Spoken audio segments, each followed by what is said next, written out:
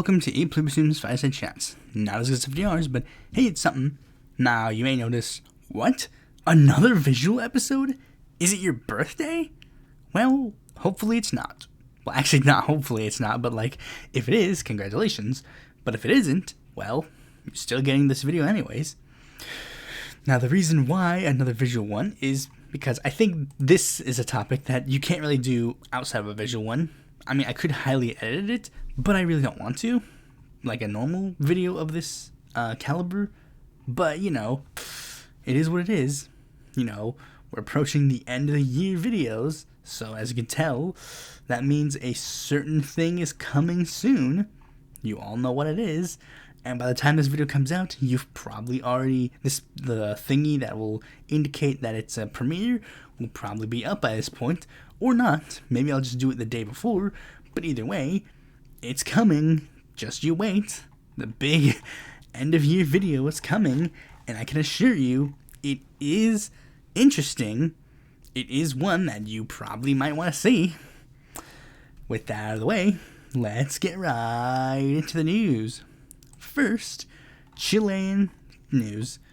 Chile is going to try again to replace the Pinochet constitution. Chile's political parties from the left and right have agreed to try again to replace the constitution imposed by General Augusto Pinochet's military dictatorship 4 decades ago. Now, this one is basically what is happening right now is that they're redrafting the new constitution. They're rewriting it. Because, if you remember, on September 4th, 62% of voters rejected the constitution, and that became sort of a mixed bag for Gabriel Boric. Because Boric, his whole shtick was replacing the Pinochet constitution with what was described as the most progressive constitution in the history of the world. Let me see. Do they have it here? Let me see. Constitution.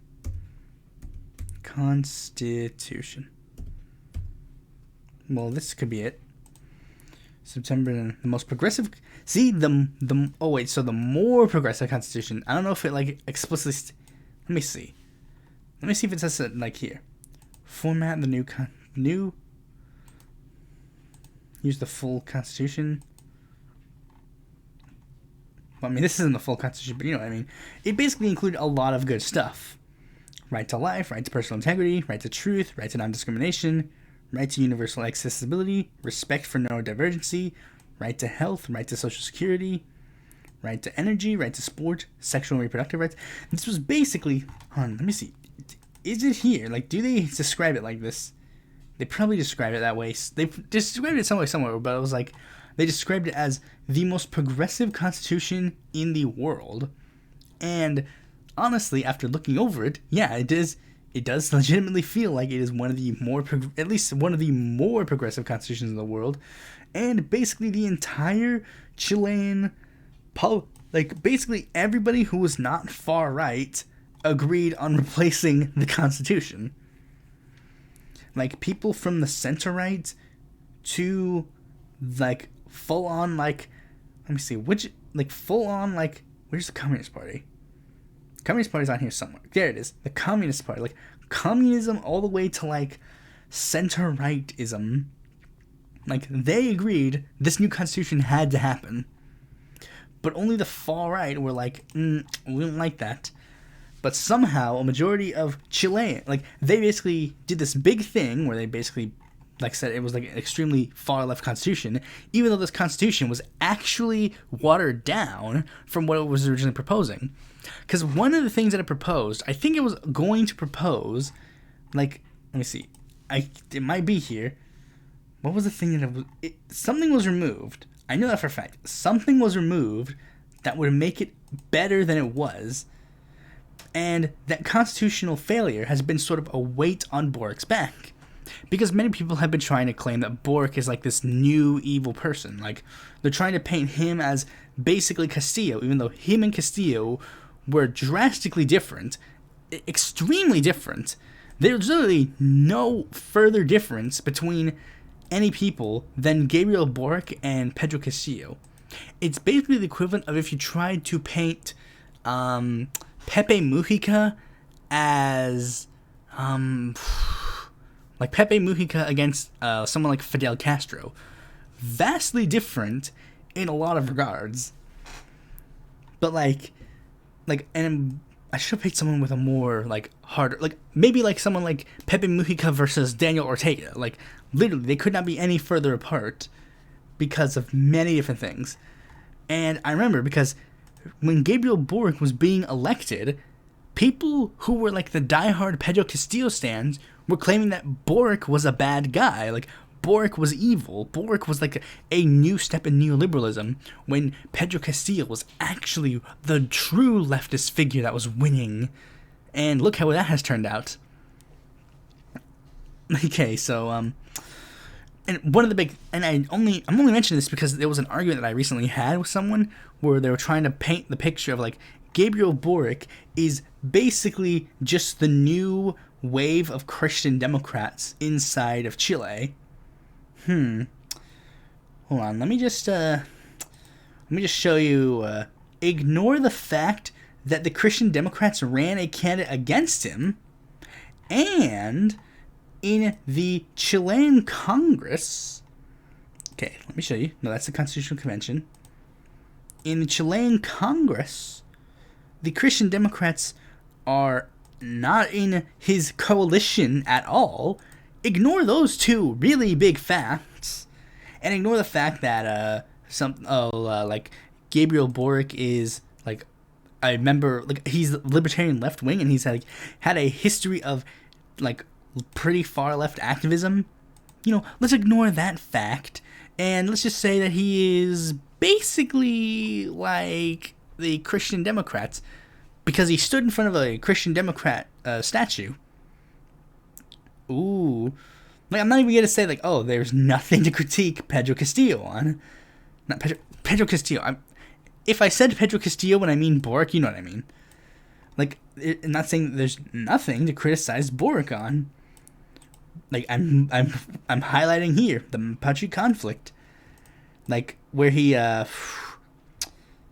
like, where, I don't know the exact specifics, but, like, indigenous people were protesting against something, and Boric decided, yeah, let's send troops to go deal with this protest. And it's like, it's kind of a yikes move, bro. Let me see initial response to the statement. Boric's government had dismissed the idea of presenting a formal lawsuit, but like I'm not saying that he has nothing to critique him over, but pretending. And one of the big things that they said was like, that was one of the big critiques that this like Tanky was saying, like, oh, Boric didn't fix neoliberalism in one day or something. And it's like, he has tried to do that, and he's trying to do it again. So, clearly, that is something you're going to have to look into before you get into whatever. But anyways, Boric is pretty cool. I like Boric. Boric can do better, and he's not even like the best of like the pink tide new wave. Let me see. Who's the best of the pink tide new wave? Pink Tide's not here? How's Pink Tide not even on his page?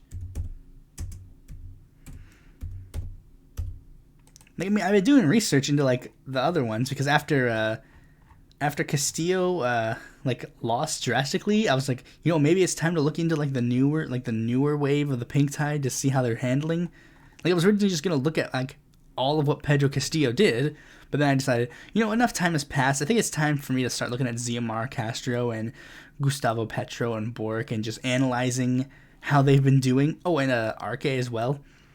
And basically, from what I'm seeing, is I think Xiomara Castro and Arce are doing the best, but Arce is slightly unfair because Arce's been in there for like a little bit longer. But like, of these three, Xiomara Castro's been doing like the most, and you know, Petro, he's getting there, but it's like he's still got like some time to do. And Boric, like I stated, he had like some issues, so you're gonna have to wait to see how these two improve.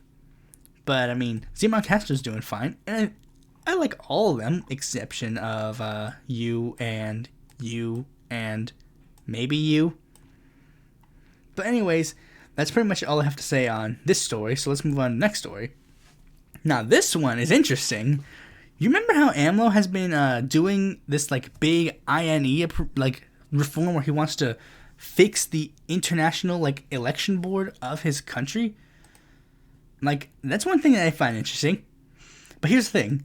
Apparently, Lopez Obrador is going to veto his own bill that he proposed, that he spearheaded, the thing that has been causing a lot of conflict in Mexico. Because, like, one big thing that happened was a lot of people were protesting against it because they thought that it was a bad idea. So AMLO would then push for his own counter-protests to support his bill.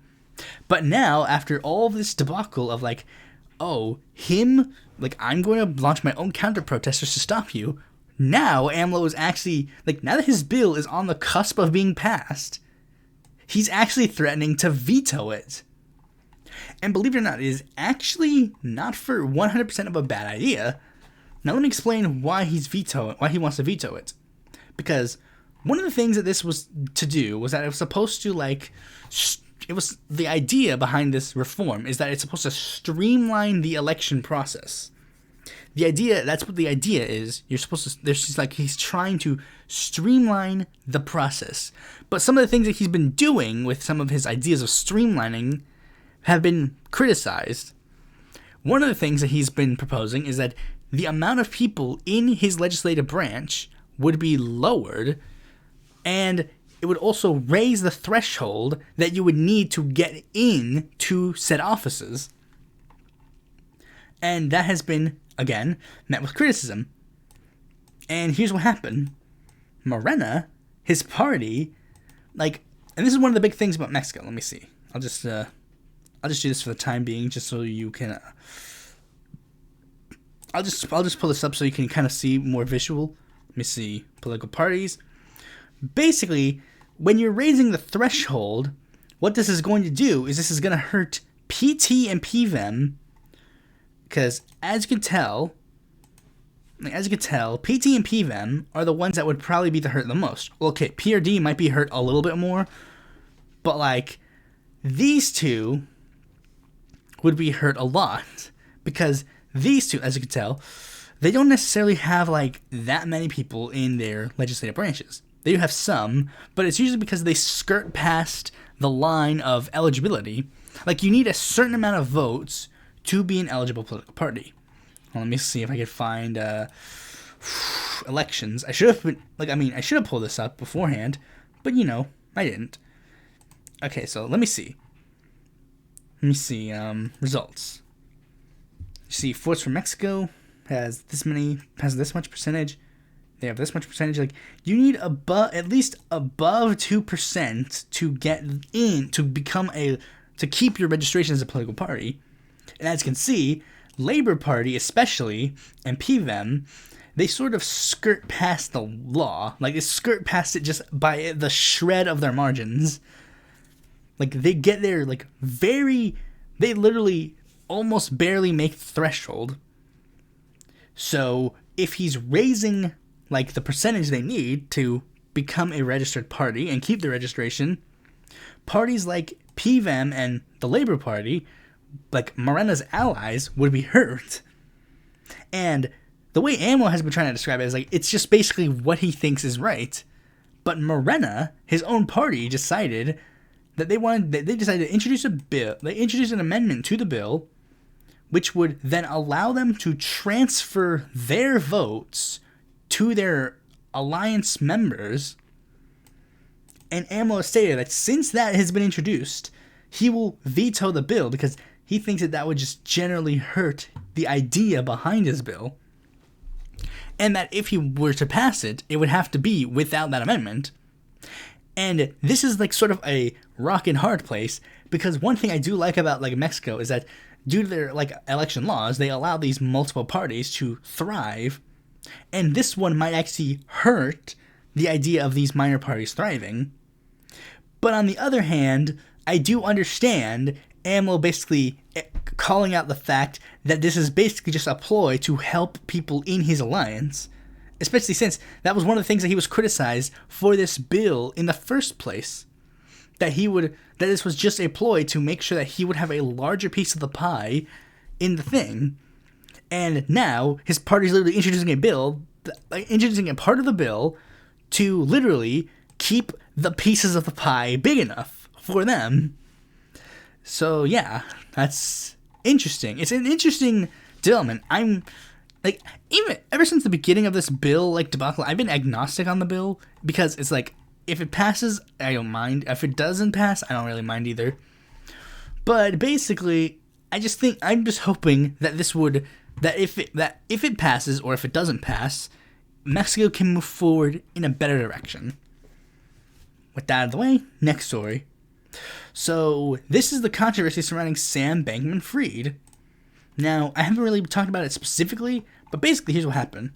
Sam Bankman-Fried, the guy who basically ran like a cryptocurrency thing, who also ran like a bunch of political PACs, basically, apparently he was just caught scamming people, and now he's going to jail. And now people are figuring out that Sam Bankman-Fried used the stolen funds that the funds that he stole from people to do the political donations that he made in the 2022 midterms. And with this, I think I kind of figured out what he's doing. Like, I figured out the whole ploy the whole time. Because, like, remember, I talked about a story previously where he basically admitted that he admitted that he gave money to Republicans and gave them tons more money, but he did it through dark money, so you can't trace it back to him. But he only made donations to Democrats publicly, though granted he did make some Republican donations, apparently, as this next part of the story shows, because now a lot of people are returning the money or like giving up the money somehow.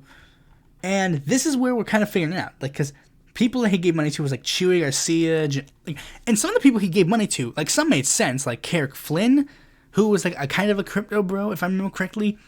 But there was also ones that don't necessarily make sense. Jonathan Jackson, Chewy Garcia, Maxwell Frost, and there's also apparently a Republican here that he gave donations to publicly, Kevin Hearn.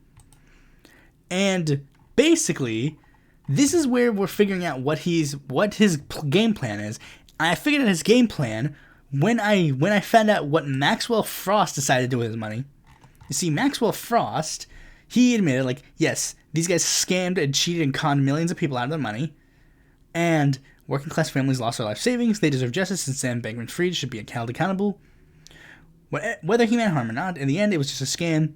I never solicited a donation from him, blah, blah, blah. And he said that he's donating all the money that Sam Bankman-Fried gave to him to the Zebra Coalition, a LGBTQ youth charity that helps with homelessness. But here is the issue. You see, a lot of people are not really fans of Maxwell Frost doing this. So, here's what's happening. People are calling Maxwell Frost out for not just returning the money. Like, literally, it says right here, why don't you give it back to the people who own the money? Donating it instead of returning it to those who were stolen from, aka regrifting. You're donating money that was stolen and given to you. I think you mean laundering stolen money for social and political clout. Then they'll turn around and donate it back to your campaign, completing the circle. This thread is funny. This guy will condemn the stolen money but won't return it to the people it was stolen from. Instead, he will give it to a favorite cause. Seems theft by proxy, but that is what leftists do. You're not rejecting the money? Then are you? You're using it to signal virtue. It's virtue signal. Right after you use the less virtue. Like, you see, this was the plan. This was the plan that Sam Bankman-Fried was doing. Now they're going out and calling out Maxwell Frost for not spending the money and giving it back to the people that Sam Bankman-Fried stole it from.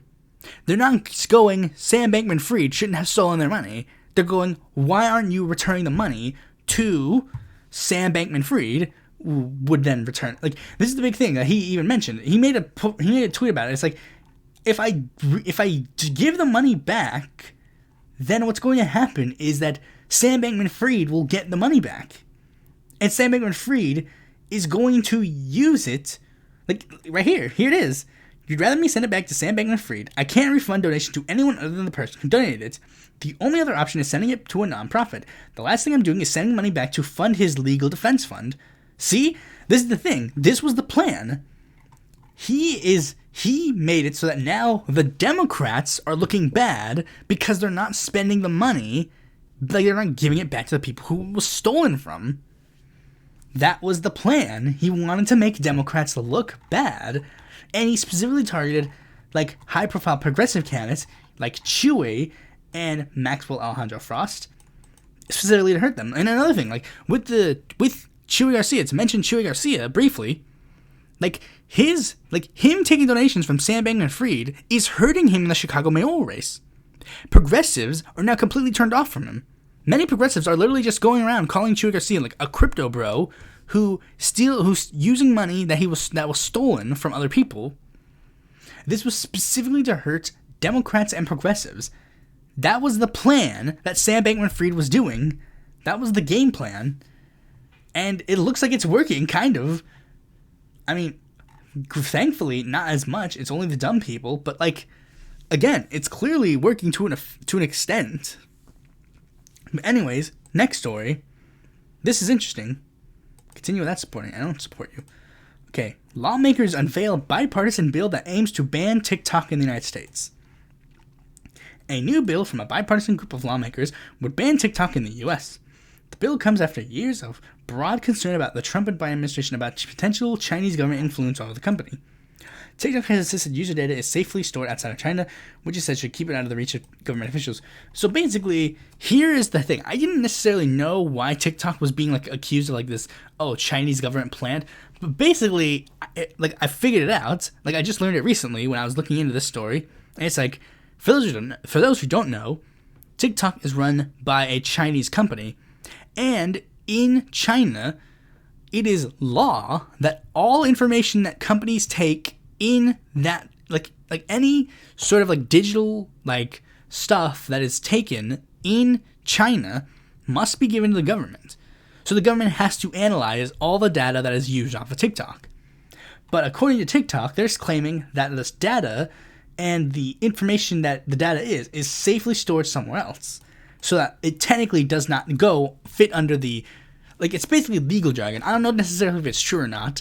TikTok could just be covering their ass. But, I mean, either way, it doesn't necessarily matter. I don't use TikTok because I'm not, like, a child. So basically, this one is interesting for one reason. Because it's like it says right here, a new group from a bipartisan group of lawmakers. And this is because, now you might say, why is this bill being introduced now? It's like basically the end of the Biden administration. It's like, that's the point. This is the end of the Biden administration. Like, we're about to go, like, this is the lame duck session. This is where they just introduce a bunch of bills to virtue signal and then don't really do anything forward. And that's what this is. It's virtue signaling about the, like, TikTok stuff. And as you can see here, Marco Rubio's the picture, so Marco Rubio's, like, the leader. But let's look at this bipartisan group of lawmakers that are proposing this bill. All right? Okay, so the bill is called to protect. It's called the Antisocial CCP Act, like colloquially. Okay, it is introduced in the House by, what's the guy? Where's the guy?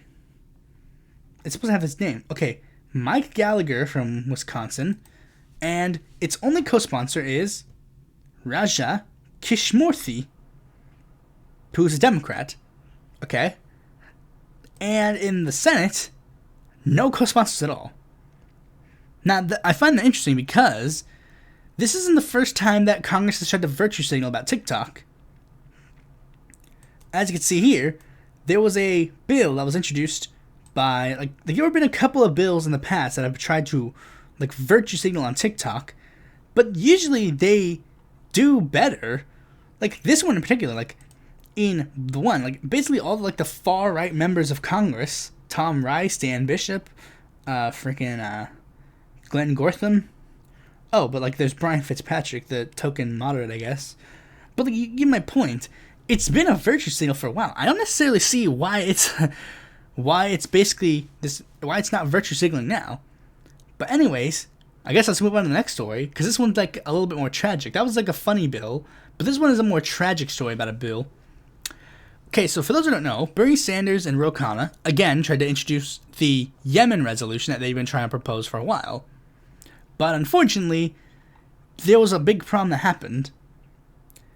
his, like, apparent, like, here's the plan. Bernie Sanders and Ro Khanna were going to introduce their Yemen bill that they did in the Trump administration, and we're going to try and, like, pass it in the lame duck session. Like, basically, like, this is the last time we're going to have a chance to do something big, so let's do this. But Joe Biden announced that he did not want to pass the bill, like, and he urged members of Congress to not vote for the bill. And as such, Bernie Sanders pulled his support of it. Like, he didn't even introduce it. And apparently, the way it's being described is the votes weren't there. It was going to be close, we weren't sure, and Sanders didn't roll the dice last night. There was uncertainty and no guarantee he had them. Okay, but the picture started to darken when from once it appeared both Democratic California senators would vote. Sanders' office and his allies on the measure were counting votes until the last moment, and in some cases urging reporters to press senators on their stances. But the picture started to darken when the Vermont lawmaker, once it appeared that both Democratic California senators would vote no. So basically what happened is, like, as I said, Biden basically told him that, look, we're doing something already, a very small, like, very, like, minute thing already. So basically, there is no need for you to put this bill, so Sanders pulled his support. But this one big thing is bothering me. The votes weren't there. This is the one thing that is bothering me for so many reasons. Because they had the votes in the Trump administration. It passed the House, and it literally almost passed in the entirety of its, like, thing. It almost passed 100%. Let me see.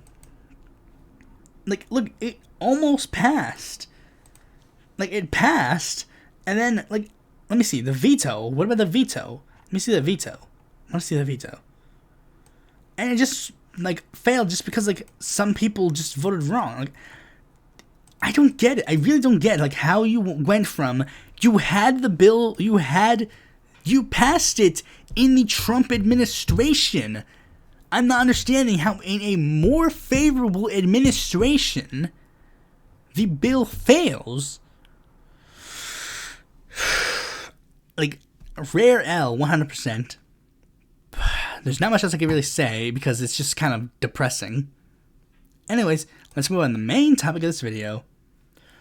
We are going to be talking about the iceberg. For those who don't know what the iceberg is, icebergs are basically this thing that people do on the internet where, you know, common facts are listed at the top, and then, like, the deeper you go, like, the deeper and darker the facts are.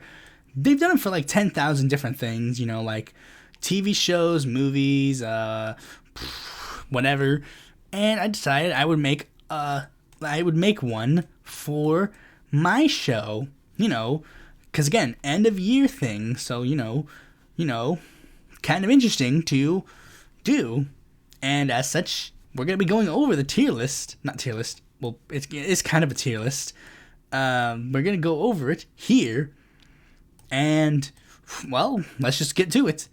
First, the sky. The stuff that everybody on this channel probably knows about. Main video/video essays. That's, of course, like, the main videos. Like, the main topics of the videos. The main videos that I do, you know, and of course you'll get into them a little bit more when you go into them, but, like, the ones that I edit, the ones that I spend time on, that kind of stuff. Fireside Chats. It's the podcast series that you're listening to right now, although podcast is kind of like a generous term because this is technically not really a podcast, but, like, whatever. Thoughts on. It's the main series, it's one of the big sub-series of the Fireside Chats. It is a, like, series where I give my thoughts on a political figure, well, usually a pundit. Mostly pundits or news figures or whatever. Like, you know, it can be like thoughts on Cenk Uygur, thoughts on Dave Rubin, thoughts on RT, whatever. My problem with a newer series that is basically like a thoughts on, but for a organization rather than a person, technically I should have done this one for like the likes of TYT. Maybe I'll do one more in depth about TYT later, though don't count on it. But you know, it's just a thing that I do. Mr. Beat. Mr. Beat is the person that basically kind of inspired this channel. I say kind of because like there's a lot of things that technically inspired me to make this channel. I kind of generally for a while wanted to do something like this, but I didn't really necessarily have like a style I wanted to do until I saw Mr. Beat's videos, and I was like, I think this is the style that I think would work the best. And of course, you know, I sort of built on it and did sort of like, I branched off in a different direction. Not too much of a different direction, because it is kind of like, if I showed you a Mr. Beast video, not Mr. Beast, and actually something happened today. Like, I was showing like my little sister a Mr. Beat video, and she literally said, isn't this what you do? And I said, yeah, it is. And then she also made a joke saying like, Mr. Beat, why can't he be called Mr. Beast? It's like, that's funny. I'm pretty sure if Mr. Beat is watching this, he'll get a kick out of that story. But like, basically, you know, sort of the inspiration. I should have included like people like Kyle Kalinske or Jimmy Dore on here in retrospect, because they're also inspirations of this channel. But you know, whatever. Sunflower Socialist. Sunflower Socialist is one of my more frequent collaborators, alongside, to a degree, Mr. Beat. We haven't really collaborated on much, me and Mr. Beat, but like, me and Sunflower Socialist have collaborated on a couple of things, you know, some of the things you can find in playlists that I have. Like, I appeared on his streams a couple of times. There was like a couple of streams of his where I was in the chat of them. But, you know, we were just like, kind of, like, he wrote a little bit of the Socialist Labor Party video. Though, granted, I basically, like, took his script and basically just went, and just removed some things. Like, there was one part where, like, I mean, this isn't like a big, like, a drama or whatever. Like, he knows that I did this, essentially, because he's seen the Socialist Labor Party video, and he would know, like, oh, I wrote this, and he also would have, like, the doc, because the doc was his originally, and then he shared it with me. So, like, he basically included a section where it was, like, in this year, this group of anarchists were formed. Then in this year, a different group of anarchists were formed. And then this year, this group of anarchists left. And then this year, this group of anarchists left. And I basically, like, that was like 4 sentences. He made like that, like a 4-sentence thing. When I was like, this can easily be condensed into 1 sentence. There was an anarchist faction, but all of them had left by the final year listed. And it was like, it wasn't that bad, really. It's just different styles, I guess. Like, he also made a video series called Left Not Liberal, but like, it's basically been dead in the water for a while. But like, you know, he makes content, you can watch it. He's in the Friends of the Show tab, the tab that is getting smaller and smaller each day for many different reasons. Niall Elcom is basically one of the other frequent collaborators that I had on this, in this sphere. Basically, what happened is, the whole story behind it is that there was another collaborator, which we'll get into later in the Iceberg, that appeared on his show, and then, you know, he said something to him, and it was wrong. So then I basically went, hey, random Twitter user, you're wrong on this thing. And he said, you want to come on my show and explain why I'm wrong? And I was like, okay. And I did that, and yeah, that's what happened. And then basically, we basically just collaborated on a bit. We were in like a couple of group chats together. You know, frequently I would correct him on things, and, you know, he'd be appreciative of it. Some people are not necessarily appreciative of being corrected on things. But like, basically, like, and I appeared on his show a couple of times, but like this year, for whatever reason, I know the reason, like, because he got like an ADHD thing, and there was a lot of like stuff that he didn't necessarily say, but like, basically at the beginning of this, at the end, like a couple of months ago, he decided to pull the plug on his online career. Like, he announced that he would be taking like a hiatus of some kind, and that he did like this one final stream. But then he also decided to delete his entire YouTube channel, which is very disappointing for me, because, I mean, this is a problem that I had with someone else on this list, But it's like, if you're going to delete your entire channel, can't you at the very least tell me so that I can download the content that we made together on your channel and then I can upload it for my audience? Because I don't want like lost media of mine. There's another mutual that I have that I haven't been on the show because like they were like, originally their show was like Patreon exclusive. And I'm like, I don't really want to appear on that because of that. But also another thing I should mention about Now Look is that he's been on, like, he was like a longer presence. He was originally part of like the Dumb Dumb Left, and then he sort of like, I guess, evolved. And, you know, I was technically part of the reason why. I was 100% the reason why that he got smart. But like, you know, things happen. Okay, so next one, Politics in Media. Politics in Media is a side series that I started a year or two ago. I think a year ago. Where basically, well, I guess technically 2 years ago because of like the first episode, which of course is part of the tier list. Not tier list. I keep saying tier list. Iceberg. Iceberg tier list, same. They're basically the same thing. Like some people even call it just Iceberg tier list.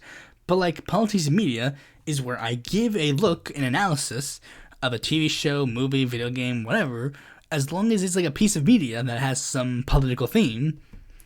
You know, I've done a ton of things. Like I've done like not reactions, but like I've reviewed some things, I've debunked some things, you know, basically whatever people do on like the media critiquing sphere, which is kind of a thing that I should do more of. Well, not even necessarily do more of, but like whatever. No, that's not what I wanted. Oh, this is what I wanted. This is better. Okay, so next one, Black History Month.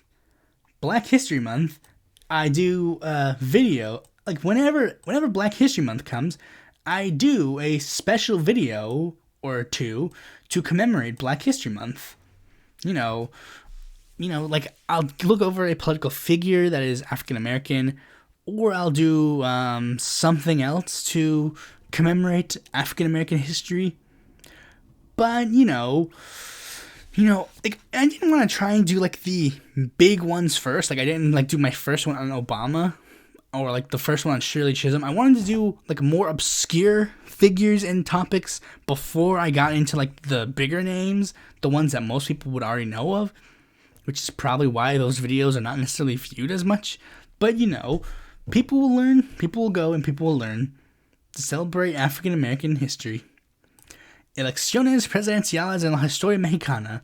This is basically my ripoff of Mr. Beat's presidential election series, but I decided to do one on Mexican presidential elections, and for some reason I decided to start with only the 1917 election.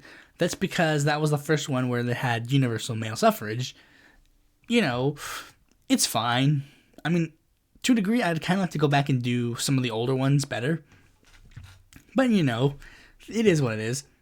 Interviews. I've done a couple of interviews on this channel, and it was originally one of the taglines for my channel, to a degree. I haven't done them in a while. I plan to do some, but, you know, never really pans out. Political tests. These are the episodes where I take political tests. There's really not much else to say on them. I've done a couple of them. I've even done some tests more than once. But, you know, it is what it is. Who is? It is a sub-series where I talk about a prominent political figure. It's not necessarily like ones that are like particularly like presidential candidates or whatever. They can be presidential candidates. Like originally the plan was I would only talk about presidential candidates, but like, you know, there's some political figures that aren't presidential candidates that are pretty interesting to talk about. So it's just general who is. Like, who is Eugene Debs? Who is Victor Berger? I haven't done that yet, but I might. Who is Hiram Johnson? Who is William Jennings Bryan? Pride Month. For Pride Month, I also do something like ever since like 2019, I've tried to do a Pride Month related video every Pride Month. So like it'll be something relating to LGBTQ themes. You know, it might be a movie. Like if I'm doing like a politics and media, I'll do like a movie or a show based on LGBTQ things. Or I'll do one, like originally I only did like one video, but now I want to do one for the full month, like I do with Black History Month. EPU Files. It's another month-themed like thing for my channel where I do like a Halloween video, like spooky stuff. It technically started in 2019, but didn't really formally start until 2022. Not 2019. 2019? Was that it? No, I think it was 2020. Whatever. But basically, it didn't start until recently. Like, it didn't formally begin until recently. Party history videos, the ones that are probably the most viewed and most, like, knowing, like, the ones that you probably know the most about in my videos. Like, they're the videos that are ones where I talk about the history of a political party, particularly a minor party, this was basically the thing that's sort of like the tagline of the whole channel. Like, I did one about the Reform Party, Libertarian Party, Green Party, Constitution Party, all those in year one. You know, the idea was that I would, like, do party history videos to, like, do histories of political parties for, like, specific eras. I probably should have spaced them out a lot more, because now some of the parties that I do are a bit, like, longer and more in-depth, although it might be better that I didn't do, like, the Communist Party, like, in year one, because imagine that video. Screw-up videos. At the end of the year, based on the Nostalgia Critic, well, borrowed from the Nostalgia Critic, I do a video where I look over some of the screw-ups that I made over the course of the year. You know, I just think it's something interesting to, like, do. I think I only did this because I didn't necessarily know what to do for my final episode of the year, so I just decided I'd do that instead. You know, but it is interesting. Alright, so now we're at the surface. What is paleoconservatism? What is paleoconservatism is a political ideology video. Did I even include ideology videos? No, I didn't. But ideology videos, I do videos on ideologies as well. What is paleoconservatism is my most viewed video on this channel, which is very interesting considering I am nowhere close to a paleoconservative, which is why I get, like, and I think, like, even prominent figures have seen this video. Red Eagle Politics, one of their comments is on the video. So, they're a very big prominent channel. They've seen the video. That's interesting. The top 10 third-party performances post-1900. That is the first video that I released on this channel. It's one that I think is very interesting. Granted, like, I mean, I if anything, that should probably be my most viewed video because it's the first one. But, you know, people are just more interested on what is paleoconservatism. Because I'm guaranteed there's just a bunch of, like, teens that are, like, looking into paleocons and whatever. The Hill of Roses was technically the first person that I collaborated with in quote-unquote LeftTube.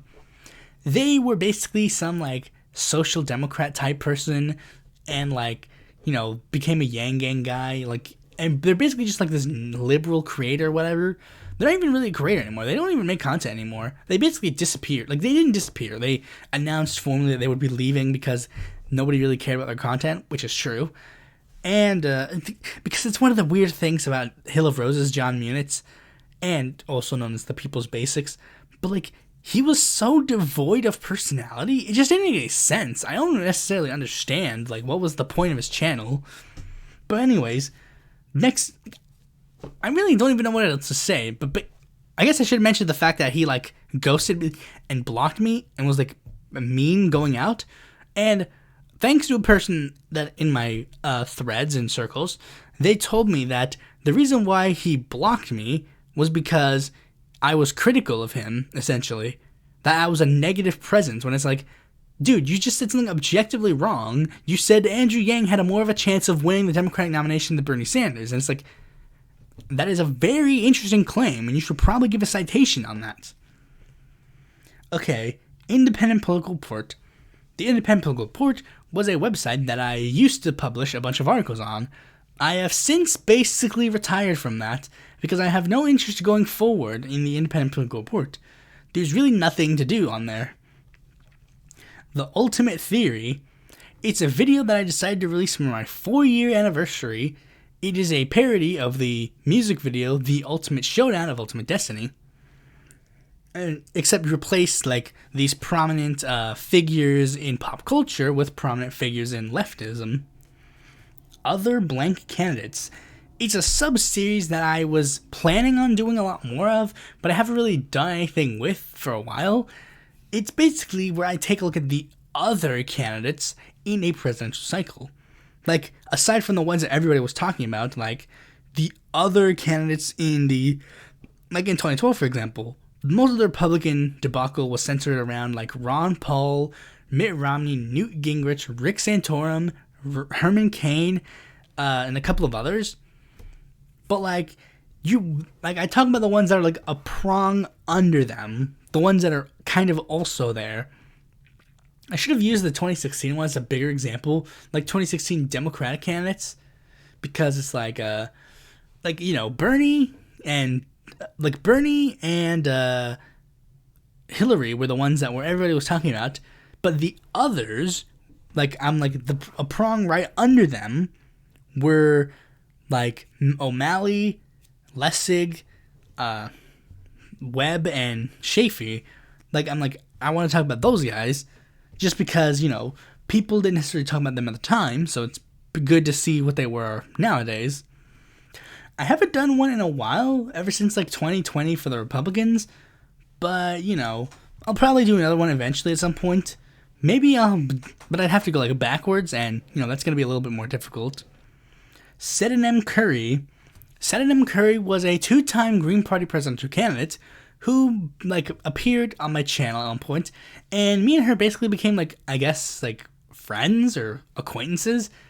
She had my number because that's how she contacted me for the interview, and, she frequently, sent a bunch of stuff in private, basically, trying to, build up a larger Green Party, debacle thing, and, one of the things was that I tried to, she tried to get me to basically moderate a Green Party presidential debate, and I guess it was just too much for me to bear, because I didn't really follow through on any of it, but, whatever.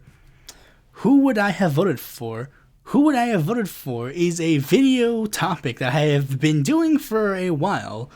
It was one of my earliest videos, who would I have voted for in every single presidential election up to this point. And then for the first collaboration me and Sunflower Socialist did, that was the topic we did again. And I hate to be the bearer of bad news, but it's not going to be the last time that you see that topic in a while.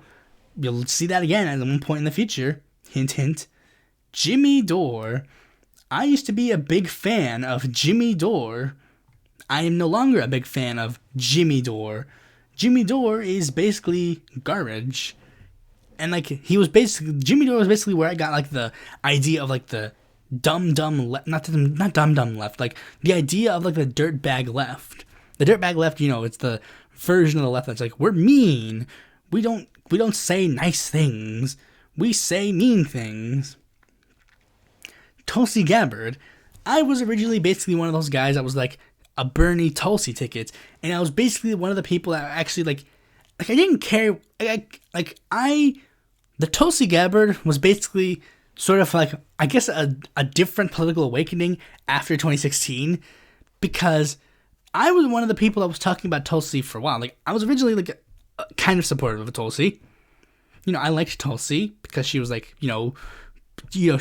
because they built her up she's the one who gave up all of the power to help Bernie. And then it's in retrospect, it was just to get some sort of political clout.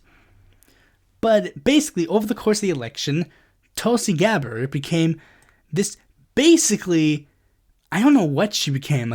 She became this weird amalgam of libertarians, conservatives, progressives, socialists, communists. A bunch of people just randomly started supporting Tulsi Gabbard out of nowhere because she was basically just the reject candidate. And as the primary group forward, I was basically of that group of Bernie and Tulsi. Tulsi should eventually drop out and then endorse Bernie, but she never did. And as the campaign went on, she just started making a bunch of mistakes. It was just It was just becoming more apparent that Tulsi was just not really that good of a candidate. So essentially, Tulsi was sort of a political awakening of mine to a degree. The X rating. This was technically the first episode of Politics and Media. It was basically this random idea I had for a video, but since I was not a channel that talked about this particular topic, the idea of the X rating in media, it just didn't necessarily fit the theme. But then I just asked I just did a poll and just said, hey, if you guys would be down to see it. Would you want to see it? And like it got like 3 votes, and all of them said yes. So I'm just like, okay, I'll just make this video. It was based, and it was also an end of year video, so it's like, whatever, I'll just throw stuff at the wall and see what sticks.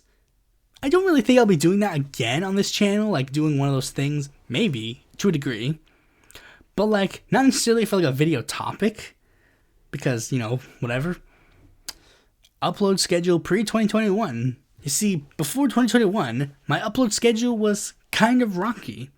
Because originally, my upload schedule was 2 videos a week. A podcast on Monday, and on Thursday, a main series video. So what ended up happening is I basically just overworked myself to the point where videos just came out like a lot less frequently. You would go like 3 weeks before you would get any video on my channel. And it's like, this is getting pretty bad. You know, we should probably be... Like, I basically said, you know what, I think it is better if I just decided to change the schedule. So now, my main videos are bi-weekly. Meaning, you get 1 video, like basically the same thing, like, I guess sort of the same, no, not necessarily, but like, my videos became bi-weekly. You get a podcast every Monday, because those ones are easy to do, but you get a main series video on Thursday, like every other Thursday. But what happened because of that is that essentially my 2 videos have sort of started like becoming more like the other. Like you'll notice in some of my recent videos that sometimes I'll just have like the background there and it'll just be me talking, but there's nothing visual happening because I don't need anything visual happening every single time. And in the podcast, they're a lot more researched and developed now. You know, they're better than they were before. And that's a good thing. Now, the next one, Chewy Garcia stan. One of the jokes that I sort of make on this channel is that I am a stan for Chewy Garcia. It's not necessarily wrong, because I think Chewy Garcia is a pretty good member of Congress. But, you know, not necessarily like a real Chewy stan. Like, I became like a Chewy fan ever since 2018. Like, ever since he first ran for Congress. And I'm just like... I basically just leaned in hard on being a Chewy Garcia stan. Like, Chewy is the 5th member of the squad to me. Member of Democratic Socialists of America. This one is a fact of mine that, you know, it's just like, it's something that you might know, but you probably don't. But it's like, yes, I am a member of Democratic Socialists of America. I don't know necessarily how much my membership is now, because, again, like, I haven't paid a membership fee in a while. It's not because that I can. It's like there's some money that is just like, maybe I shouldn't. But like I applied for the COVID-19 thing, and it's like, I guess I don't have to pay for a while. So I guess I'll end up paying again at one point in the future. But you know, just making sure that we have all the money that we need. Pluribus Project. Like we're getting deeper. Pluribus Project. Pluribus Project is a person that I collaborated with a little bit. He was this communist guy who allowed me on his show, and it was like, you know, we talked and, you know, occasionally we chatted in the DMs, and then he went silent for a while, and then he came back, and then he went silent again. I don't necessarily want to go in depth about why he left, because I already said it one time, and one time is too much. Like, I said it once just to get it out there, but I'm not going to say it again, because it's like, it's not my story to tell. Like, if you've seen one of my end of year videos, you know which one, you know what I'm talking about. You know what it is. I figured it out, and I stated it, but I'm not really going to go into it again. Chad Wilson. Chad Wilson is a person who ran for president as a Green Party candidate in 2020, and he basically became this huge, like, figure within their party, like, basically because he was this random guy that popped out of nowhere who basically ran solely to get Jesse Ventura on the ballot for 2020. That was his only plan. That was his only scheme. That was all he cared about. That was literally everything about him. And like he became like this big figure because it was like this really like mean, douchey guy who was basically borderline neo-Nazi. In fact, if you look at his campaign logo, it's literally just basically a Reich Sadler. Or technically, it might be the Party Sadler, whichever one it is. But basically, the difference is one looks left, one looks right. And his is basically a dead, like, basically 100% like a far-right figure. Like a far-right thing. So much so that it's actually going to appear in a future video of mine, but it's going to be changed a little bit. If you'll see the video when it comes out. But all you need to know is that it does look very fashy.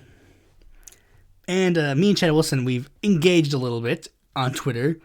Basically, he makes some very, like, sexual lewd comments about me. Like, this is, like, literally, this is how weird it is. Chad Wilson literally says, like, the most clearly repressed gay stuff about me. Because he's literally just, like, one of the big things is, like, oh, you're up Howie's ass, or Howie's cock is in your mouth, or, like, he'll say something like your mouth is drizzling with the cum of Howie Hawkins. It's like, dude, man, you really, really want to see Howie on OnlyFans. You really do. It's also a big projection because he's like, you're a simp for Howie Hawkins and AOC. It's like, you're a simp for Jesse Ventura and Cindy McKinney. This is the fact about you versus me. You're projecting about me being a simp for somebody because you're a simp for somebody else.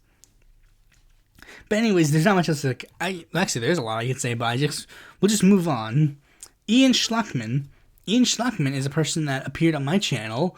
I did an interview with him because he was a Green Party presidential candidate, and I kept in contact with him for a bit. And he eventually like blocked me because he said some very objectively wrong things about China or something, or the COVID-19.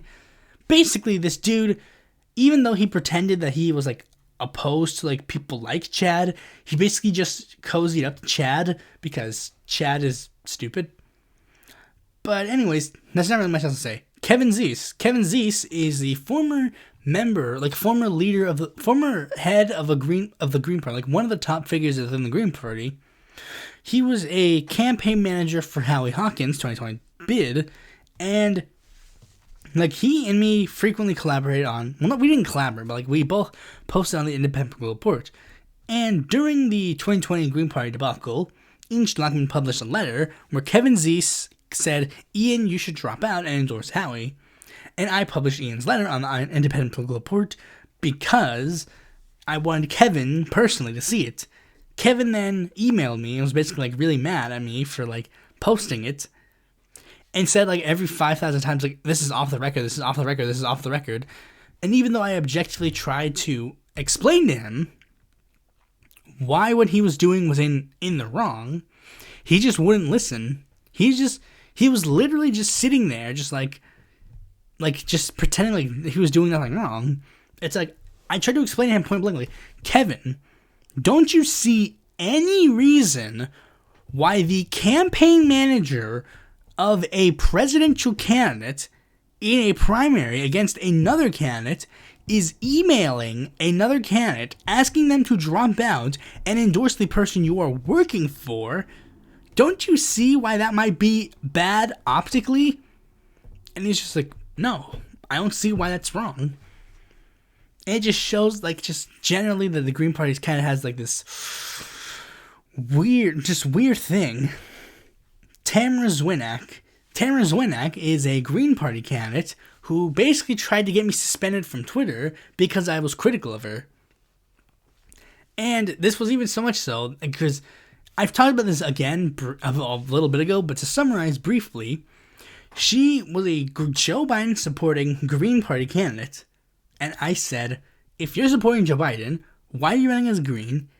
And then she explains that she like that you have to be a member of the Green Party to be a member of the Green Party, which is BS, you do. And it's like, she basically just gave me this word salad answer that didn't address my question, when literally all she had to say, she didn't even have to say that much, she literally just had to say, like, I'm a Green Party member, but I believe that the best case scenario for us nationally is to defeat Donald Trump. She could have given me like anything. It would have been like a cop-out answer, but if like it would have been an answer. But she gave me like literally a word salad answer that meant nothing. And then I said, This doesn't make any sense. You're describing literally nothing to me. This is not answering my question at all. Why are you even saying any of this?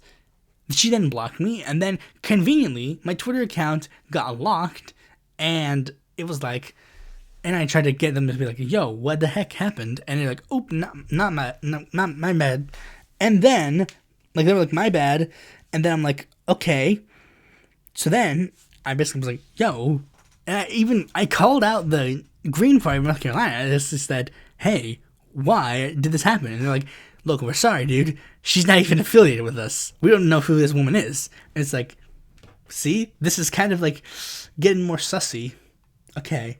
Jack Feller was was a guy who was the subject of one of my earliest videos. He's this random, like, far-right prohibitionist guy who really just basically became known as, like, this random perennial candidate. I was fascinated by him because he was, like, one of the only people who was, like, announced very early on that he was running against Donald Trump. And it's, like, it was just interesting to see. And, you know, a very interesting thing happened when I was recording a video. You see, I was recording a video where, like, I was reacting to old videos. And, you know, sure enough, one of the videos that I reacted to was the Jack Feller one. And here's the thing. I recorded it on the 30th. It was edited on the 31st, and then it was posted on the 1st. So, but here's what happened. I recorded on the 30th, as I said, and it was posted on the 1st. But the 31st, the day I was editing it to be published, Jack Feller died. So, I was literally making a video on him, and he died in the middle of production. I just find that really weird. John Wolfe Jr. is the person that I, you know, interviewed for one of my channel things. He was like the first person that I interviewed, and it was just it was a pretty fine interview. You know, I did one, you know, it was fine, and then I did another one because he demanded that I do another one, and I was like, it makes sense. The primary is not that far away, so, you know, makes sense. So what happened is, like, that was fine. Then I was doing college work at one point in the future, and then, like, it was around the time George Bush Sr. died, and then he randomly DMs me and just says, I'm ready for the interview now, and I said, what are you talking about? And he says, the interview we're going to do about George Bush, and I said, what are you talking about? We never scheduled this once. Like, you've never scheduled an interview with me at this point, so why are you here? And then, you know, like, he got all pissy with me. It was basically like, you know, if you don't like the interview, you can shelve it. And it's like, dude, I'm literally in the middle of something right now. Why are you bothering me with an interview? And he's like, if this is your last chance, I'll go for someone else for an interview. It's like, go, bitch, bye. I haven't seen an interview from him, so it was clear that he was clearly just, it's like, I don't get it. Like, he just randomly decided to be mean to me for no reason because he just wanted to do some random interview with me. It's like, you never scheduled. You've never did any of this. It just perplexes me. Group chats. As I mentioned previously, I've been in some group chats in my history of online creation. One was this group chat now Outcome started called Lefty Rabble Rousers, where it was basically like this ploy to get like a bunch of like lefty content creators to like share videos with each other and then promote each other, so like, you know, we could build each other up. There was another one where it was like, it was a group chat that he and the Pluribus Project started because those two had a show together, and it was basically like we would post questions in that server so that they could see it. Then there was another one. It was basically like I forget what it's called. It was started because of like a thing that I'll mention the future part of the thing. But like there's like a ton of other ones that I was in, but it's like at the end of the day, I just decided to leave all of them. Like, at one point, I decided, like each of them sort of, like, started to slowly drift away. Like, Lefty Rabble Rousers, a bunch of the people in there just, like, now introduced a bunch of people in there that he just didn't like. So, at one point, he just left. So, then I just left, too, at one point. because it was just getting cringe. There was another one, like that group chat where it was like the one where it's like he started to do like a shell thing. That one, it just completely fell apart. I don't know what the heck happened. It just became like this random spew of like COVID-19 misinformation. I just don't know what the heck happened. And then there was one, there was like a couple of ones, started by like a Steve Runman, I think. I forget what they're called. There was like one, I forget. I don't even remember their names. Not Me Us, that's one of their names. But there was another one that I forget, where it was like one guy left, and then he tried to get like a bunch of girls to like start a new group chat, and it's like you were kicked out of a group chat because you were sharing nudes of somebody that you shouldn't have been sharing nudes of. So it's like, that's weird. It was Shoe on Head, by the way, that he shared the nudes of. This is a thing I've talked about again previously. But it's like, eventually, one day, I just decided, like, I was in like a couple of group chats. One was to like start this new movement that didn't end up even starting a new movement. One was to start like an independent political media clave thing. There were a couple of like ones that were basically just promotions for like streams, but those were like servers, not really like things. But it's like, eventually, I just decided for one reason or another, I was either kicked out of, or like I voluntarily decided to leave the group chats. And like the ones that were like Not Me Us and like this one about like the third option, like I decided for both of them. I just decided one day to leave both of them because they were just all filled with like drama and groupthink. Like all the group chats that I've been in have been just broken apart because of like drama and groupthink. I just decided I didn't want to be bothered with this kind of stuff. I just wanted to do my own thing. Like I didn't want to be involved in any of the dramas that I've been in. I didn't want to be involved in any of that. I just wanted to make videos for people to watch and engage with people in good faith. But unfortunately, that's just not a thing that can happen. All of the drama, like, and I said this, it's the same thing about like Twitter. Like, it's like if Twitter implodes, I'm not starting another social media account. I'm gone. Like, I'll be gone from social media. I don't care. Okay, so there's really not much else to say on group chats. It's just like, I was in some and I left them. Our Campaigns is this forum/election database site that I'm also a part of. There's not much else to say on that, really. Disco Brian, oh boy. Disco Brian is a almost 50-year-old man who is obsessed with people who are borderline teenagers. Okay, that's very charitable explanation of him. He was basically this person who was part of a couple of group chats that I was in. And, basically almost, literally the second he entered the group chat, I hated him. I hated this man. He absolutely hated me. Like, he didn't hate me. I hated him. I hated him. Like, you don't understand how much I hated him. He just spammed every day. He was like, hey, it was annoying. He was annoying. Nobody liked him. Almost, like, I think literally the day he entered, he got into an argument with somebody who then left because he just kept spamming just stuff that nobody cared about. I was frequently mean to him to his face, well, to his online face, and for some reason he just didn't take it, I guess, and just kept like DMing me even though I was just like, I just didn't care about any of the things he was saying. He would go into my DMs just out of nowhere, like, and demand like I make videos on certain figures.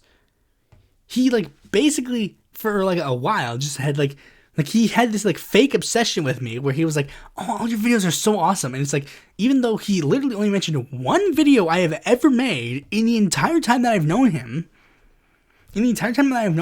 he's only mentioned one video that I've made. And like, I guess he makes this whole interpretation of me on that video and then like would randomly just DM me, tell me to make videos on certain figures. And it's like, can you make a video about Jen Perlman and how she's the next harbinger of fascism? And it's like, wow, wait, what? That's interesting. Do you have a citation for that? She had Socialist MMA on her show. And it's like, and, oh no, that's it. It's like, what?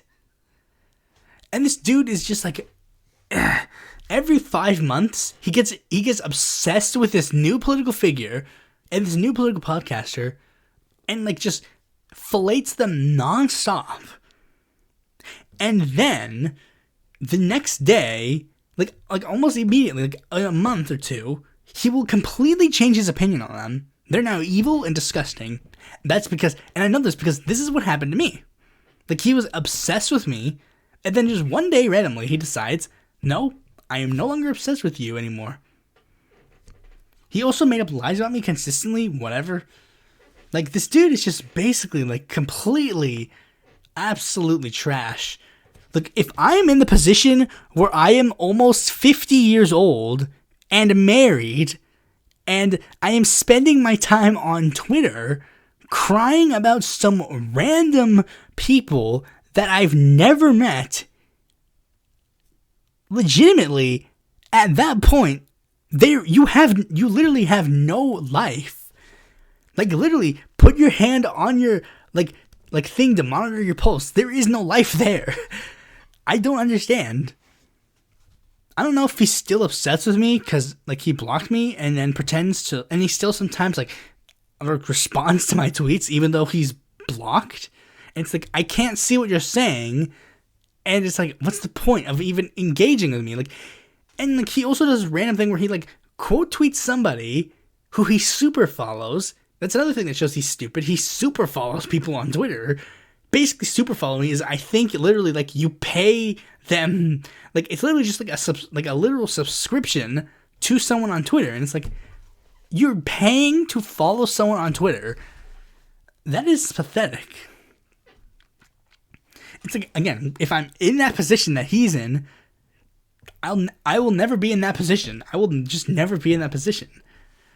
And I guess I should mention this, if he decides to fuck with me again, you know, I actually do have something that I could use against him, but, you know, whatever. Yeah, that saying that will definitely get some attention on me. Be like, what? What do you mean? But, like, I'll just say this. Brian is not really, like, he stinks of boomer on internet. That's definitely something he stinks of. Okay, next one. Joe Kennedy hates me. This is a reference to the fact that I was put in a Joe Kennedy email about his 2020 bid for Senate. Basically, Joe Kennedy was basically mad that, you know, people were, like, making memes and jokes about him. And then one of his, like, campaign staff, like, made an email and sent it to the Markey campaign and also conveniently sent it to the media, basically saying, like, your supporters are mean to me because they said things that are very much, like, mean to Joe Kennedy. And the tweet that I remember, this is the tweet. I said, somebody, because it was, like, in response to the Green New Deal Maker ad, I said, somebody call Lee Harvey Oswald. Oh, no, wait, it was like, you might as well call Ed Markey Lee Harvey Oswald because he just killed a Kennedy. And it's like, that's really not that bad. At least, even in comparison to the other tweets that they put there. Like, they put a tweet where it's literally like, there was a tweet on there that was literally like a person was literally saying, like, we need someone to literally murder Joe Kennedy III. And I'm like, it's like, dude, mine is literally nothing in comparison to that. It really is not comparable at all. I said, like, I made a joke. Like, it was a joke. There were ones that were, like, worse than that.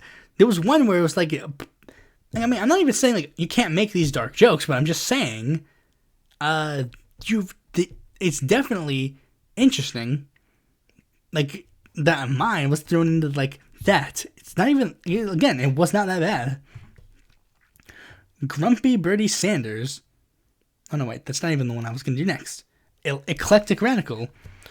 He was a co-host of Now Elcom for a while, and was mutual of mine on Twitter for a while. But basically, what the biggest problem with him is that he's, like, 40, and it's, like, one of the big things that's a problem. It's like, why are these random, like, 40-year-old men obsessed with me? I don't get it. But he's, like, he got really mad at me because I kept correcting him, even though he was objectively wrong. But during Force the Vote, he wouldn't accept any of my critiques of Force the Vote, even though he wouldn't even acknowledge any of my critiques of Force the Vote. like I would say a criticism of him, like a criticism of Force the Vote, he would then reply with, it's okay if you don't like it, if just because Jimmy Dore likes it, but don't pretend that you have any other criticism of it. And it's like, you're completely ignoring the criticism that I made. But the thing that got him to block me was that one of his mutuals, a woman by the name of Marie Fonseca, like, she supported the January 6th rioters, and she made tweets completely saying that she supported the January 6th rioters. And then I called her out and said, this is completely stupid. And he said, context is important. And it's like, what context am I missing? And he's like, context is important. And he sends an unrelated tweet that has nothing to do with what is being said. And it's like, again, what context is being removed? I'm not understanding. There was no context being removed. Even the tweet that he sent does not change the context. It was like, unless the tweet he sent was literally, I do not support the January 6th rioters, then there is no context to be changed. Or like, this is all the posts that I made today were satire. It's like, there was no context that was needed. She literally said objectively that she supported the Capitol Hill rioters. She said those exact words. And he supported her in this endeavor. Like, it was like, yeah, lol, funny. And then he got really mad at me and said, like, that she was objectively right about me being a bad person, and that I was taking her out of context. Again, it's like, no, I was not. And then he went so far as to go like, you need to not betray your friends. It's like, I have never been friends with Marie. I have always hated her. I do not understand this logic that you're making up about me. And he continues to lie and spread misinformation about me because, again, he's obsessed with me. The dude is insane. And to add one more salt to the wound, I figured out why I figured it out not long afterwards, but I figured out why he took Marie's side in the argument and not mine, even though he's supposedly supposed to be to Marie's left. And Marie just objectively has been like a pro, like, right-wing person for a while. It's because she's a woman and he wanted to fuck her. And don't pretend, no, that's not true. He literally simps for any woman that he, like, even remotely talks to. One of the people that he interacted with frequently was Andrea of Pogs for Bernie or Cyberdemon 531. But, like, he used to be, like, obsessed with her and, like, made all these, like, flirtatious comments in, like, her replies. And then one day, when his friends started hating her, now all of a sudden, he doesn't like her anymore. It's like, you very much changed your opinion on her very frequently. Especially when women that you like started talking crap about her. Interesting. That's like one of the big things where it's like, oh yeah, but like you simp for people on Twitter sometimes. Like, yeah, but there's a difference. There's a difference between when he does it and when I do it. The difference is like around 20 years. Okay, anyways, next one. Failed stream. There were like 2 times where I did a failed stream. The one that this is referring to is the one that is still up on my channel, where I did a stream and I ended it prematurely. I can't even watch that episode anymore because something happens at the end, and at the end of this tier list, you'll see why I can't watch it again, because you'll find it if you look for it, but I can't really go more in depth about it now. William Pounds. William Pounds is Chad Wilson's butt buddy, and William Pounds is basically just Chad Wilson, but like slightly more sane, but not even that much. He made like this random thing where he like wished death upon Angela Walker and like did like a voodoo curse, and it's like, you're insane. But I actually made an appearance on his show, and this weird thing that he did that I was just like confused about was that he always talked about Senator M. Curry as like McKinney's campaign chair. Like, he wouldn't refer to her by name. That was weird. It didn't make sense to me. But the video that we did together is also gone, and it didn't even matter because it was only on Facebook, and I don't really use Facebook. YouTube career pre-2018. This is one that I've talked about previously, but as if you don't know, I actually had a YouTube channel before I started this one, and it was not necessarily the best channel to have. I did stuff for a while, and it was fine for the most part, but, at the end of the day, I grew up, and, things changed. Grumpy Bertie Sanders. Okay, Grumpy Bertie Sanders was a prominent political account on Twitter.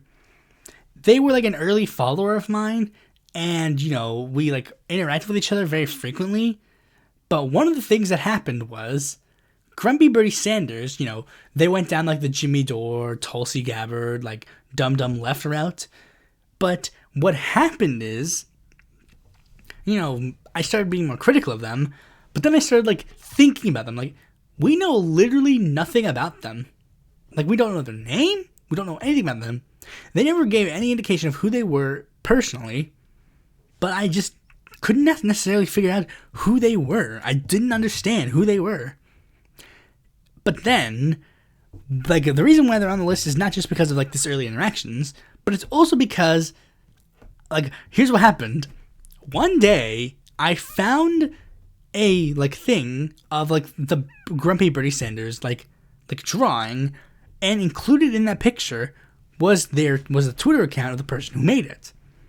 I found the Twitter account, I added them and said to bring Grumpy Bertie Sanders to their attention, because I was mad, because it was this Grumpy Bertie Sanders was even criticizing Bernie, and it's then get Bernie out of your name if you don't like him anymore. I don't get it.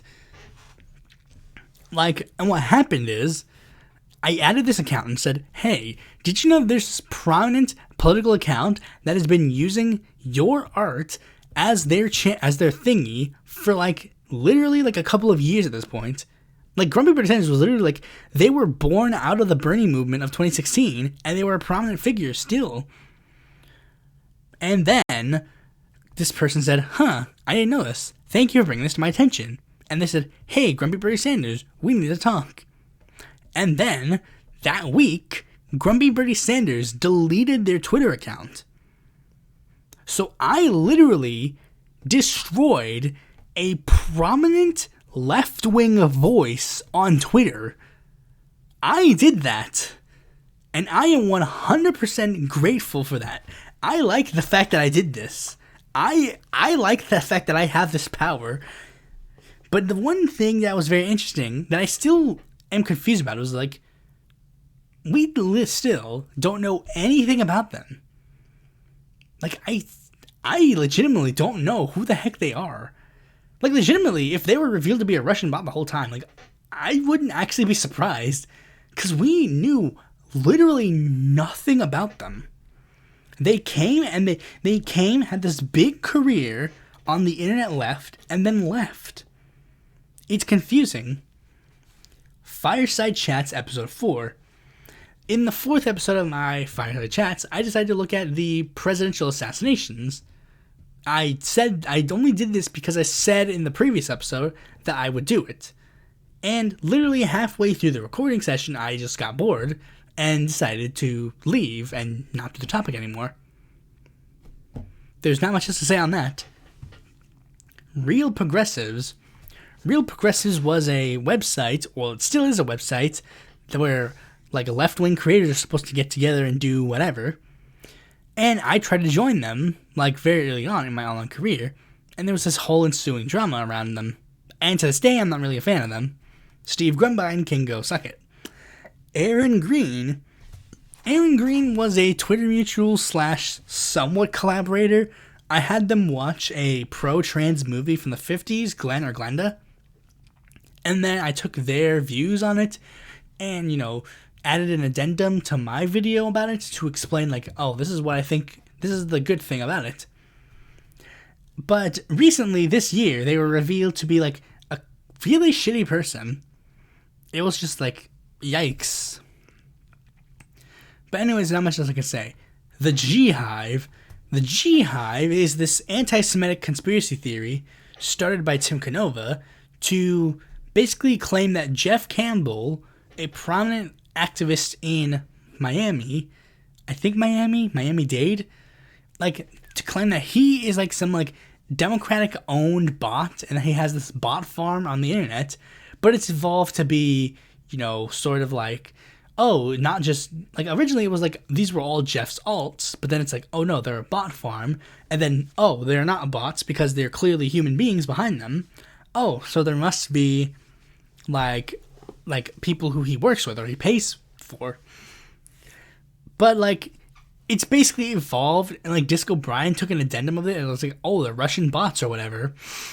Basically, it's just this, like, conspiracy theory that everybody is crazy about.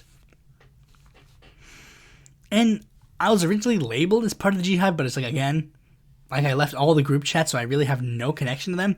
And I didn't even really like the whole G Hive thing. Even though they were, like, doing, like, haha, like, we're funny G Hive. It's like, wait, if this is, like, a big anti-Semitic conspiracy theory, why are we, like, doing, like, haha, lol, we're G Hive? It's like, but it's like, I was always, like, tired of, like, I didn't like any of that whenever any left-winger did it. It's like, oh, yeah, lol, I'm a Russian bot. It's like, no, why are you doing this? Haha, lol, I'm a George Soros-paid CIA op. It's like, why are you even doing this? Why are you doing this joke? This joke makes no sense to me. If you don't like it when people call you that, why are you making it a joke? Okay, next one. I technically started the Yang Gang. You see, I was actually one of the first, like, people in the online left, or the online sphere, that actually talked about Andrew Yang. Literally, I made a video, literally, right as Yang was, like first started, like, getting, like, not, like, literally before he started getting steam. And, it's just interesting that I started them, but I've really not really gotten much out of it. Whatever. Okay, so the next one, thing below her. I'm in a Xander Hall video. Okay, so that's a fact. Xander Hall made, like, a stream. It was, like, when I was trying to briefly get, like, into Xander Hall. And, so, like, basically, what happened is, like, I decided to do, like, I was in, like, Xander Hall's chat, and I was, like, sending, like, stuff. And one of the things that he did was, like, he decided to talk about Freedom Tunes. Okay, so Freedom Tunes is a libertarian creator that I used to be a fan of for a little bit. But, like, the thing is, he was, like, mad. Like, he was, like, he decided that he would, he wasn't mad, but, like, he was just watching a Freedom Tunes video that I didn't like. So I kept spamming, like, a Freedom Tunes video that I thought would be interesting for him to talk about. This was after I had, like, stopped watching Freedom Tunes, but I was like, the dude literally made a video where he said, like, Nazis didn't exist in the modern world. The video that Xan was reacting to was, like, one where he was, like, debunking, like, the far-right pipeline. Like, well, not debunking the far-right pipeline, just, like, making fun of the far-right pipeline, because, like, Freedom Tunes, like, he just makes, like, random jokes that don't make any sense. And it's, like, this is off topic, but, like, this kind of shows, like, a big thing that happened, like, recently, like, the whole Balenciaga thing. Like, I didn't want to talk about it, like, where Shu basically turned it into this far-right, mythos about, like, it, and she tried to pretend, like, no, it's not far-right. And this is actually something Xander Hall debunked as well. But, like, Freedom Tunes is also involved in it, because he made 2 videos about Balenciaga. And the 2 videos about Balenciaga that Freedom Tunes made, both of them involve gay, like, sex trafficking of children. But the thing is, he decided, like, that was the thing. Like, he literally decided to make it, like, 2 males, but the situation involved, like, little girls. But it's like, he's choosing to make it 2 males because he's trying to push this narrative.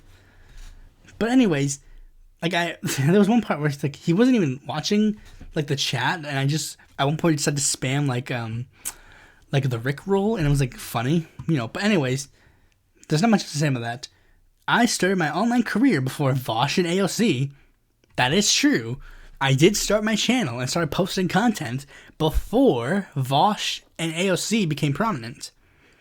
Like, technically, Irish Laddie was, like, a thing, and technically, AOC was, like, she was starting, like, she had been running for a while, like, she started, like, running in 2017, but it was, like, she didn't become, like, this was before AOC's victory. Like, one of the things early on my channel was announcing AOC's victory. And yes, I did start my online career before Vosh. I actually started my online career before a lot of really prominent people on the internet did. And it makes me sad, because it's like, where's my fame? Like, I think I started my online career before Xander Hall. I started my online career before Jackson Hinkle. I started my online career before like, a lot of other people. But it's like, of course, it's because I'm not going to jump on like a trend or like jump in a bandwagon or like sell out. Of course, I'm not really going to grow. Okay, Facebook account. Pluribus Unum does have a Facebook account. There is a legitimate Facebook account that I have. It's in the descriptions of a bunch of older videos, but I don't really use the Facebook account because I don't really care about Facebook. I really only have Facebook so I can like message some of my friends on the Messenger app, but they don't even really talk to me that much anymore, so I don't really have a reason to use Facebook. We Are the New Left. We Are the New Left was this guy. He was basically like a younger version of Jimmy Dore. And when I say a younger version of Jimmy Dore, I mean like literally, he was like a guy who basically just ripped off Jimmy Dore's show and just tried to do that. He had like the green screen background, and he was like, "Hi, I'm sitting here in my garage. Two people that I brought on, who one of them is clearly my girlfriend, and the other one is just some guy I found on the street. What do you guys have to say about this?" And it's like, that's interesting. But like, what happened is, he was growing really big, even though again, I started before he did, and I was like, "Can you?" And I basically emailed him and said like, "Hey, do you have any like things to explain why I should probably be doing better?" And then he responded and actually said like, "Here's what you should be doing." Like, he basically said like my content was good and that he would show me his subscription feed so that my content could get more viewers.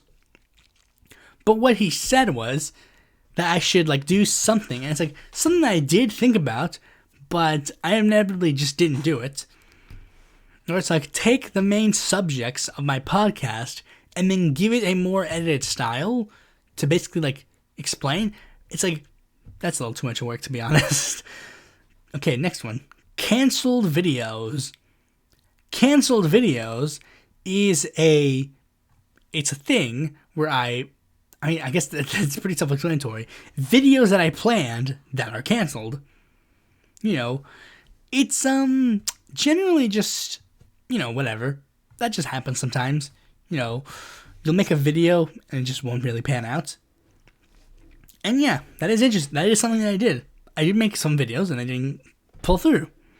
And a lot of the scripts of those, like some of the scripts of those canceled videos, I just recycled. Because it's funny, I actually recycle scripts in my thing. Like, I don't do it that much anymore because of something I plan to do for the Patreon, where on my Patreon, I will post the scripts of my canceled videos just so you can see, like, oh, this is something that could have happened. And it's basically, if I put it on the Patreon, I think it's basically a guarantee that I'm probably not going to do it. Because, just generally, I just write videos ahead of time and, I just don't have enough time. Okay, Mr. Dapperton. Mr. Dapperton is an anarcho-capitalist YouTuber that was very prominent in, the late 2010s. And Mr. Dapperton, even though he's, this really big channel, and this really prominent channel, he would always find my videos and then, talk shit about it. And it's even funnier because it's I literally don't tag him. I don't do anything to even remotely indicate to him that I'm making a video about him. But he'll find my videos and then he'll talk crap about them. The only thing I can conclude is that he looks up his name on the internet and, refreshes it over and over and over again just to see if people are talking about him. And then he tries to go oh, and I called him out on this, and he's like, oh, that's a funny gotcha. Every online creator does this. It's no, I don't do this at all. What? I look at my own stuff just because I want to watch my own stuff. I don't do it just to I don't look up what other people are saying about me. And it's funny because I can't really do that because it's I can't do that because my name is the national motto. So anyways, next one. Fireside Chats episode 19. Fireside Chats episode 19 is interesting because it is literally my least viewed video. I mentioned how What is Paleoconservatism is my most viewed video. Fireside Chats episode 19 is my least viewed video. Even though it's 4 years old, it only has 8 views. By the time this video comes out, you'll probably go back and watch it. And I'll tell you, please don't. Honestly, don't watch it. not just because it's crap, but because I just like that idea. Just like, this video has 8 views. It's like, the other videos around it have like somewhat good views, and it's like, it's just funny. I just think it's funny. Just like, this video has 8 views. Although after announcing this, it'll probably grow like a little bit. But it is the video on my channel that has the least amount of views at 8. I just find it impressive. That might be a good video to react to. I'll keep that in mind. Okay, next one. Hector Osagura. Hector Osagura is a YouTuber. He's not a YouTuber. Freaking stupid. He was a candidate in New Jersey District 8 who decided to come on my show. It was basically like an interview that I did out of formality, really. I just wanted to do another interview, and he was the only one who responded. So, that was pretty much the end of that. That's why it's on the bottom. I'm in Mr. Beat's book. That is a fact.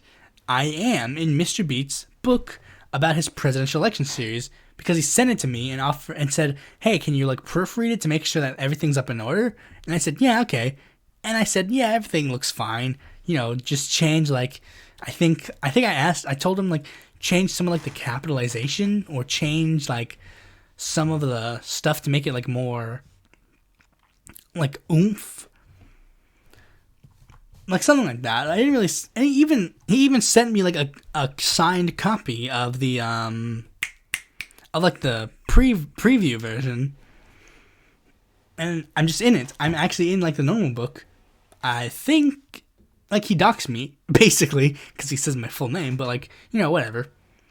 Quora account. That is an account that I made on a website called Quora. It is basically a website where you answer questions based on your expertise. And I answered questions on it for a bit, but I just lost interest in it. The only thing that might make me interested in it again is just because it's like they offered to put me in a monetization program, but honestly, I just don't really want to. It didn't really matter. Athletes turned politicians lost audio. Okay, so this was a lost audio of a episode I was making. I was gonna make an episode that week about athletes turned politicians, and I recorded it. But as I was beginning to edit it, I was like, I'm not really into this topic, really. So I put a poll to my audience and basically said, hey, should I not do this topic and instead do something else? Okay, so then they decided, yeah, you could do something else. So I decided to do something else. I think it was because also, like, I think it was the Falcon and Winter Soldier that replaced it. So, like, or whatever, something replaced it. But either way, I did that, and then I deleted it. I deleted the audio, and then I just deleted the whole thing, like, out of everything. But then, after I deleted it and removed it from the recycling bin, it dawned on me, oh shit, I could have posted the lost audio on the Patreon and make it like a Patreon exclusive content. That would have been great to do, but I deleted it, and I looked in the recycling bin, I couldn't find it anywhere. I'm pretty sure my recycling bin was still full, but it was like, I just couldn't find it anywhere. It was just completely gone. And I even tried looking for it a little bit after the fact, just to see if I could find it anywhere, but I just couldn't find it. It was gone. It was completely gone forever. And I mean, it was like a full video's audio. That would have been an interesting thing to just have in the Patreon. And another thing is that something ties into the next one, because I made a joke about the Washington Redskins, and it was like, I made a joke, it was like, where I talk about it was like a Heath Schuler, where it was like, the Washington Redskins, but then the joke was that when I begin the word, like, the Redskins, it was going to be replaced with football team, because that was before, like, they changed their name. Okay, the next thing, the slur.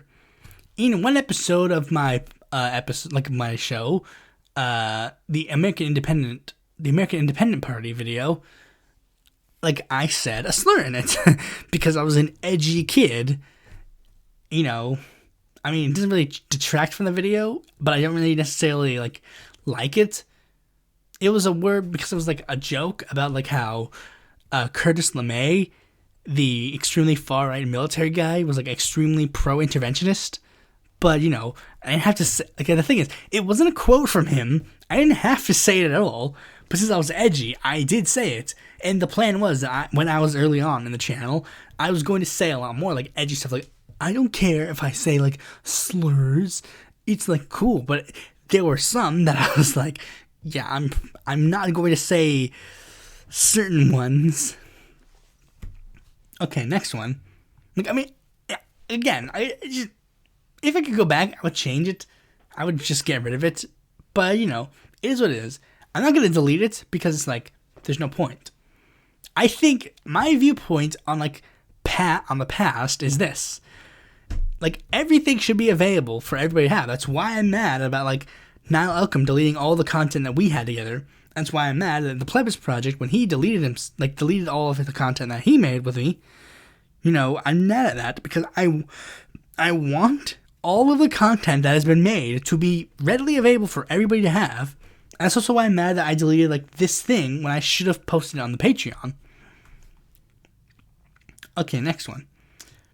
Mr. Beat ripping me off. You see, this is a reference to the fact that, like, I will write a video, and I'll fully intend to make it, and then, like, not that long afterwards, Mr. Beat will make a video on that topic.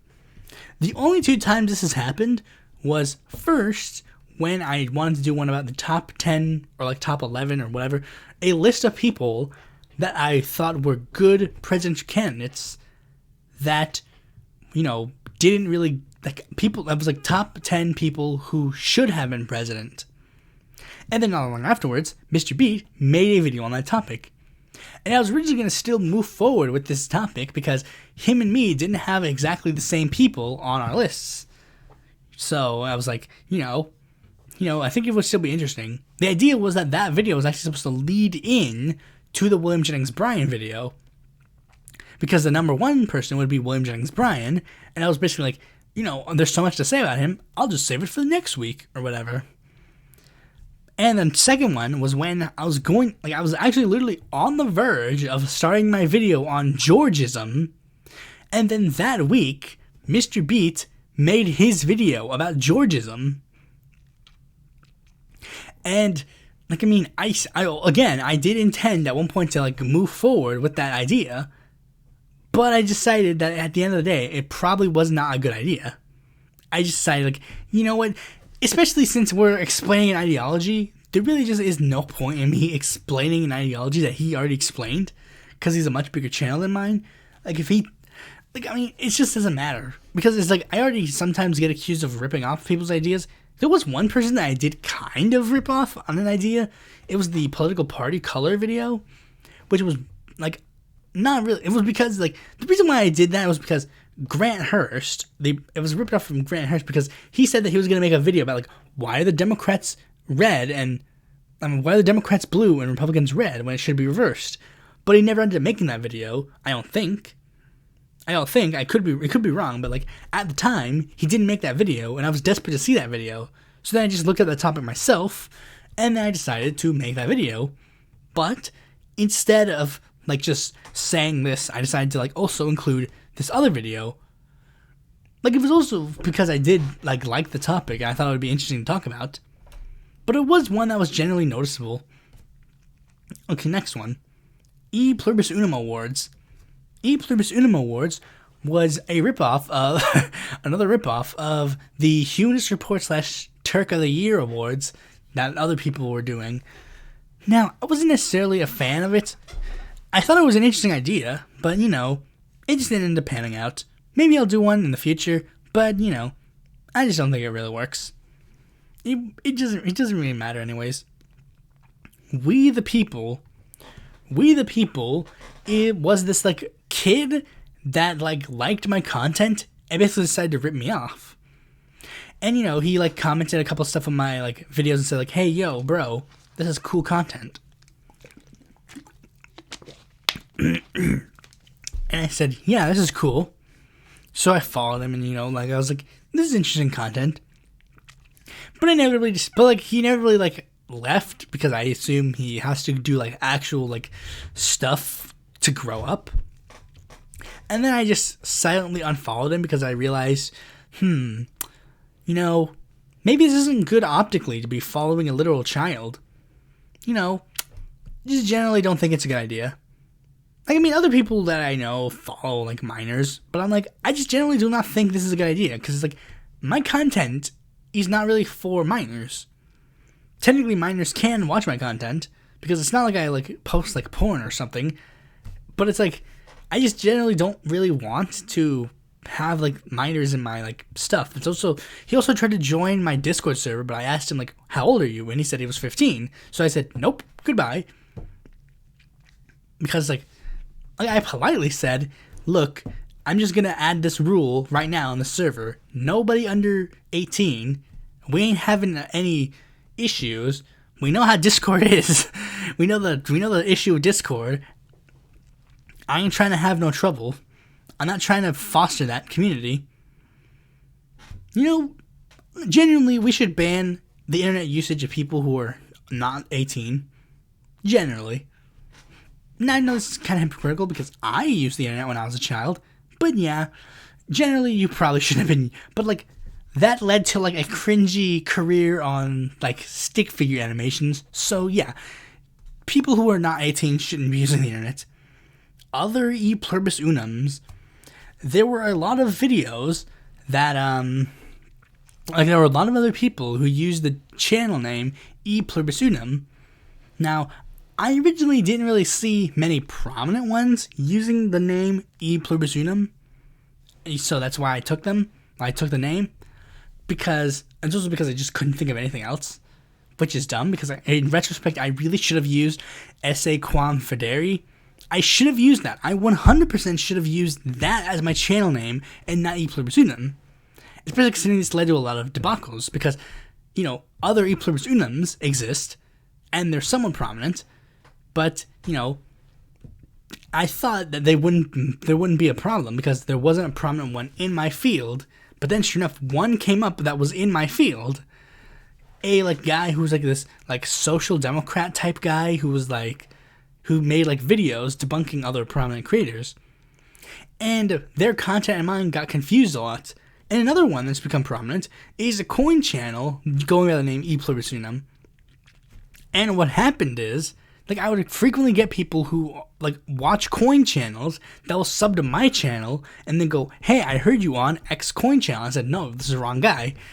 But it doesn't matter. They're still going to follow me. And it's going to be funny because, surprise. Even, I get, the idea of my, name was supposed to be that I would, draw in conservatives or generally, somewhat political people. But, I didn't want it to be like this. I still do genuinely think that if I were to go back in time and just change one thing about my channel, is that I would make it so that my name was Esse Quam Fideri. That is the one thing that I should have done.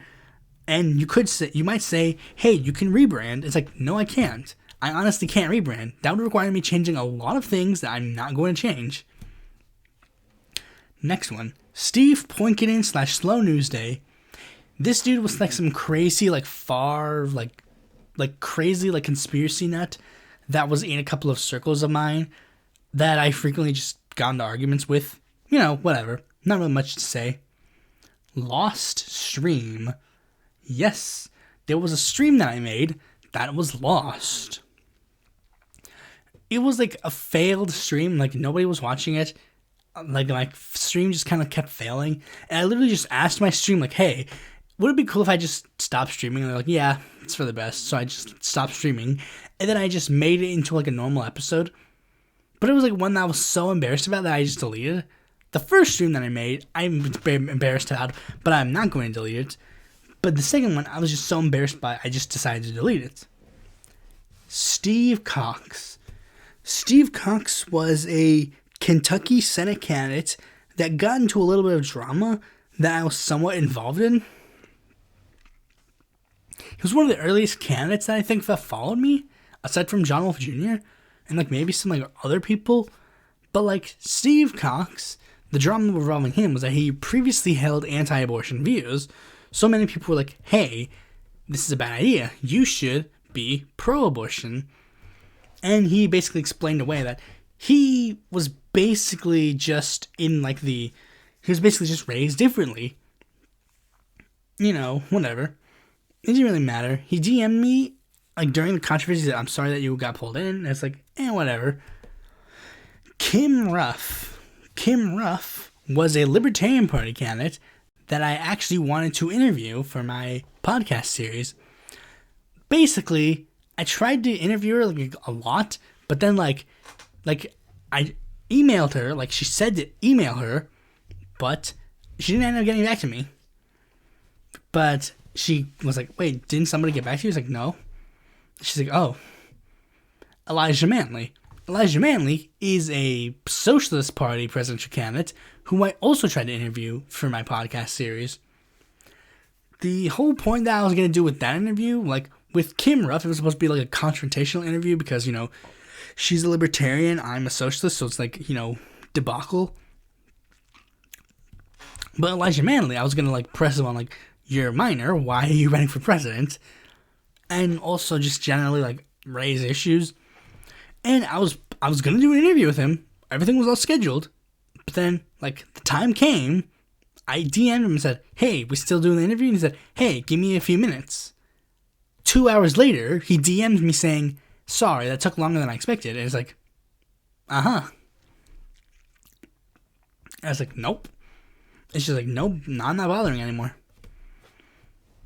It just kind of bothered me. It's just the dude didn't give me any time. He's what the heck, man? Okay, next one. Michael Avenatti DM'd me. This is true. Michael Avenatti DM'd me. This was during the debacle about when he was speculating himself to be a presidential candidate, and I just said point blank, dude, shut up. Nobody cares about you. And then he DM'd me saying Steve Bannon cares about me. It's dude, nobody cares. And that was basically it. Jimmy Dore DM'd me. Jimmy Dore did DM me because this was back when I was still a Jimmy Dore fan, and I said, hey, Jimmy, why are all these people hate you? And then Jimmy Dore said, haha, this is funny. The true left loves me, like Ralph Nader and a bunch of other people. He even listed Humanist Report, even though he calls Humanist Report a fake lefty now. That's funny. Sedition Media.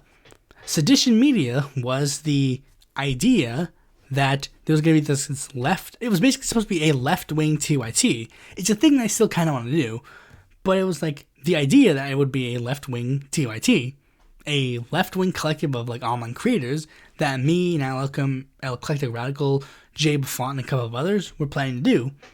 But since we all, sort of felt, we all moved in different paths, so it was just better that we didn't do it. Albert Lee. Albert Lee was a candidate that I planned to interview. He was a progressive candidate running against Earl Blumenauer. And basically, my critiques were going to be, why are you running against Earl Blumenauer when Earl Blumenauer is a pretty progressive member of Congress? And he's not really running on anything that Earl Blumenauer is against. He gave critiques of Earl Blumenauer, but it's you're not running on those things. You're running on the things that you and Earl agree with. It doesn't make any sense. But it was a similar situation to Ruff, where I sent something to them to interview, and it's just, they never got back to me. Marie Fonseca, she's the one that I talked about very previously.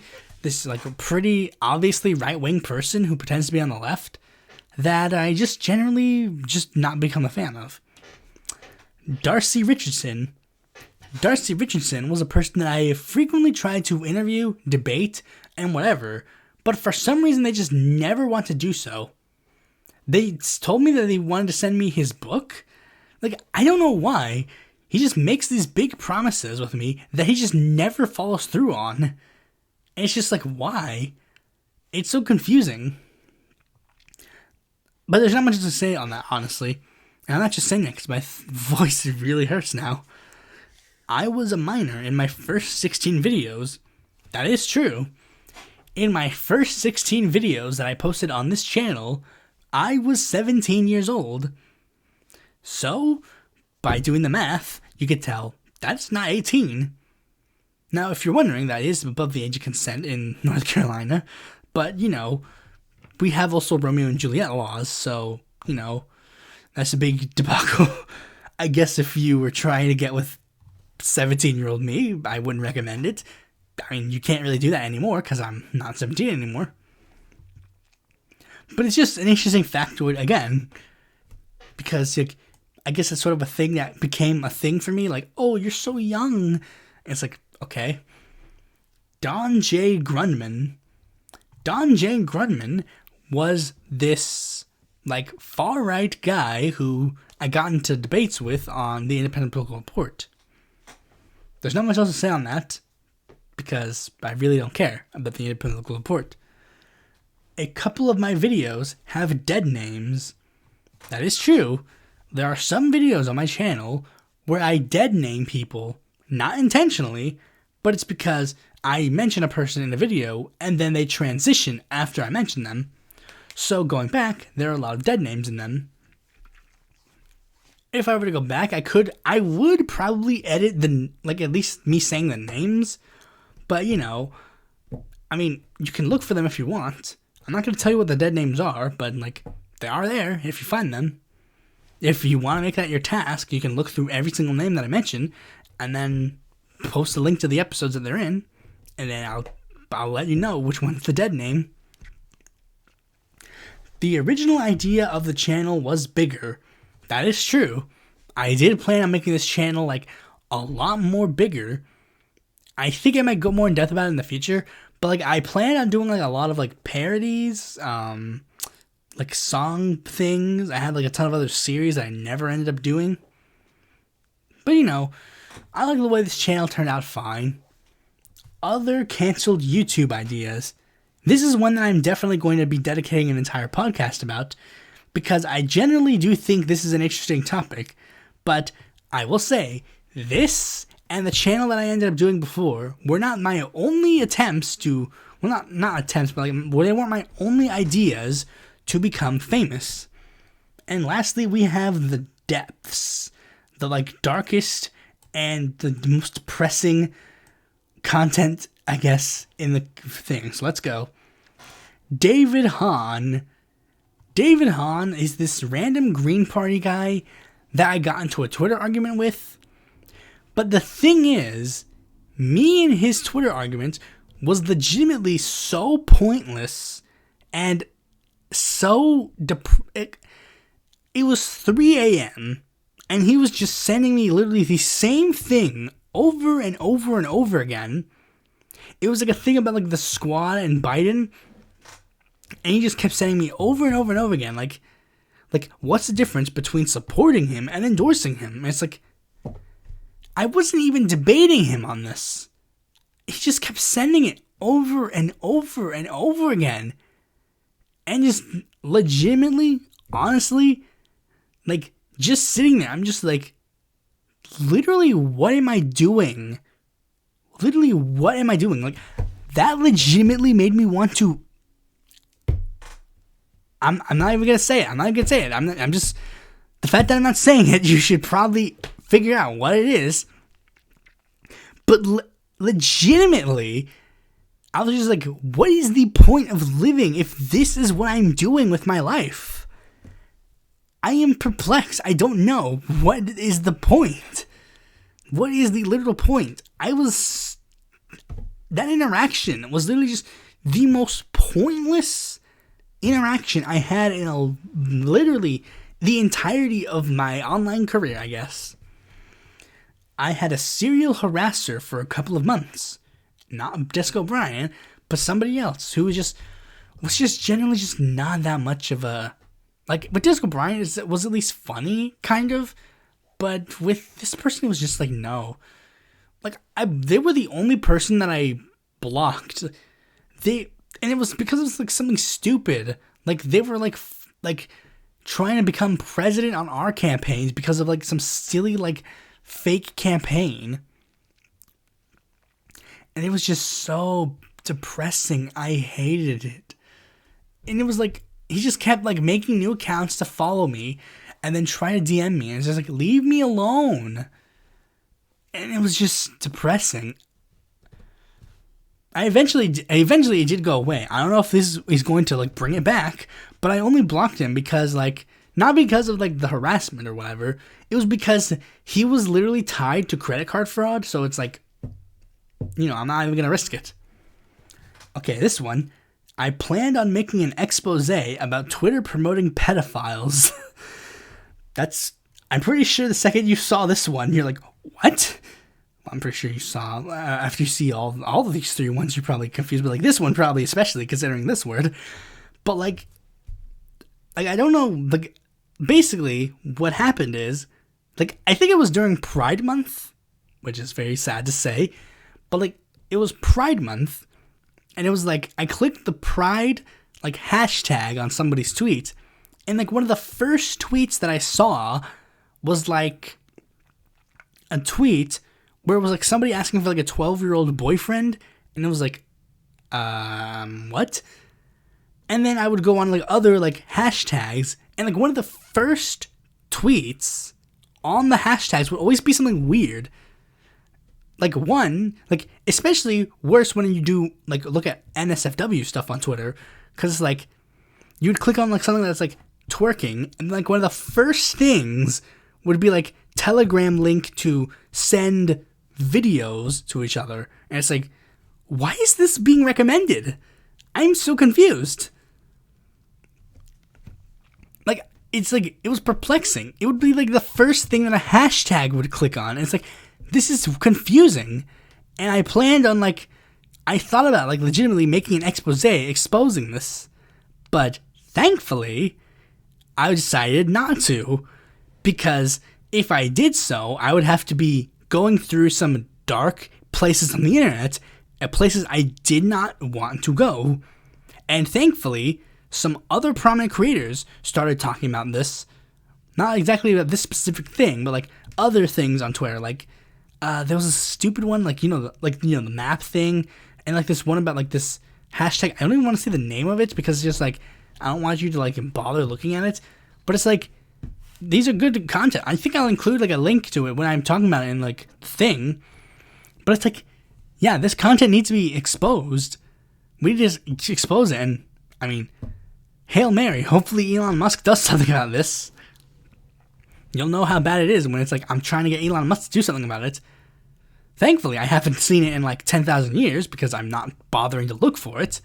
But it was something that I did think about previously on like making an expose, but I didn't want to. I made a podcast after having a depressed cry session. Genuinely, that is something that happened. Like it was like a friend of mine basically just decided like, nope, no more, and just decided to dissociate me from me forever.